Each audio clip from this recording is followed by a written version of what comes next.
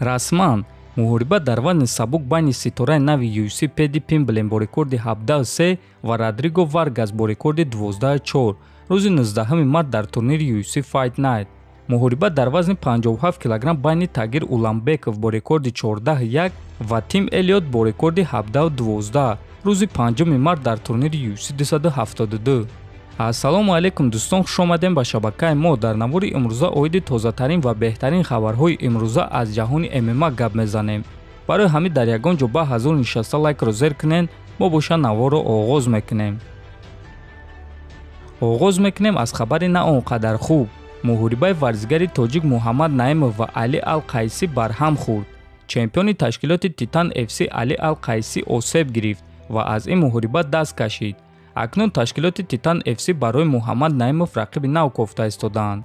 хотиррасон мекунем ки муҳорибаи онҳо бояд ки рӯзи 18 феврал дар турнир Титан FC 74 баргузор мегардид. ин аллакай дуюм рақиби Муҳаммад аст ки аз муҳориба даст мекашад. мо ба Муҳаммад сабр хоҳонем ва албатта умедвор мешавем ки ташкилоти Титан FC барои Муҳаммад Наимов рақиби нав ёфта метавонанд ва муҳорибаи ӯ баргузор мегардад. ҳамчунин имрӯз боз як муҳорибаи дигар барҳам хӯрд. аниқтараш муҳорибаи Ян Блахович ва Александр Ракич. оиди ин чиз журналисти машҳур Ариел Хелвани хабар дод. аз рӯи суханҳои Хелвани, чемпиони пешинаи UFC дар вазни ним вазнин Ян Блахович осеб гирифт ва аз ин муҳориба даст кашид. UFC ба Ракич рақиби нав намекобанд ва муҳорибаи онҳоро ба саҳнаи дигар мекучонанд. аммо ҳозирашда маълум нест ки ба кадом саҳна. топови ҷангвари UFC дар вазни миёна Ҷаред Канонир Ҳамзат Чимаевро дар вазни худ, яъне дар вазни миёна дидан мехоҳад ва ӯ боварӣ дорад ки агар Ҳамзат ба вазни онҳо барояд, пас ин кор барои ҳама ҷангварони вазни миёна кори хуб мешавад. ҳозир Ҳамзат аз ҳама ҷангвари дурахшон аст. Дана Вайт аз ӯ кайфият мебарад ва аз рӯи корҳое ки ӯ дар қафас мекунад, ӯ ба монанди Конор Макгрегори ду аст. шояд ки ин на он қадар муқоисаи хуб бошад, чунки Ҳамзат дигар стил дорад ва кори худро мекунад. ман эҳтироми худро ба ӯ мерасонам. ӯ корҳои бениҳоят хуб карда истодааст. агар ки ӯ ба вазни миёна барояд, ин чиз беҳтарин мешавад ва ман фикр мекунам ки барои ҳамаи мо ҷангварони ин вазн омадани Ҳамзат хуб аст, гуфтааст Канонир. дӯстон, бояд гуфт ки Ҳамзат Чимаев дар вазни миёнаи UFC муҳориба гузарондагиай ва ӯ бемушкилӣ метавонад ки дар вазни миёна баромад кунад. ветерани UFC, яке аз ҷангварони дурахшони UFC Ҷереми Стивенс аз UFC ронда шуд. бояд гуфт ки Ҷереми Стивенс дар UFC 14 сол шуд ки баромад мекард ва ӯ дар ин ташкилот 33 муҳориба гузарондааст. аммо Стивенс аз соли 2018 дар 5 муҳорибаи охири худ шикаст хӯрдааст ва аз ҳамин сабаб UFC ӯро ронданд. одатан UFC баъди 3 ё 4 мағлубият ҷангваронро меронанд, аммо аз сабабе ки Стивенс доимо баромадҳои дурахшон нишон медод, ба ӯ боз якчанд имконияти дигар доданд. аммо мутаассифона Ҷереми ин имкониятҳоро дуруст истифода бурда натавонист. акнун интизор мешавем ки шояд ки ташкилоти Eagle FC бо ӯ шартнома банданд, чунки имрӯз соҳиби ташкилоти Eagle FC Ҳабиб Нурмагомедов ба ташкилоти Bellator ва UFC таҳдид кард. ташкилотҳои калон ба монанди UFC ва Bellator бояд ки бо ҷангварони худ муносибати хуб кунанд, чунки Eagle FC дар инҷост.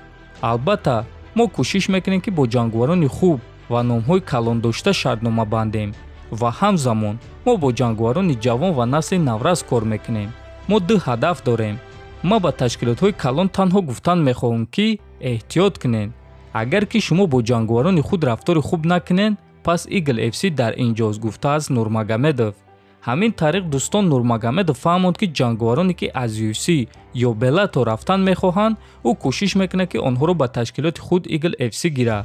ва дӯстон, бояд гуфт ки ин эълони хеле калон буд аз ҷониби Нурмагомедов ва мо ба ӯ албатта ки барор хоҳонем. ҳамчунин ногуфта намонад ки дар ин ташкилот мо ду чемпион дорем. Самандар Муродов чемпиони вазни ним миёна ва Фаридун Одилов чемпиони вазни миёна. ҳамчунин имрӯз аввалин муҳорибаи рӯбарӯи Кевин Ли ва Диего Санчес дар ташкилоти Eagle FC баргузор гардид. марҳамат тамошо мекунем. Eagle FC 46 coming away Friday, March 11th. The Motown Phenom Kevin Lee, the Nightmare Diego Sanchez, brand new weight class at 165. хотиррасон мекунем ки муҳорибаи онҳо рӯзи 11 март дар турнири Eagle FC 46 баргузор мегардад ва муҳорибаи асосии турнир хоҳад шуд.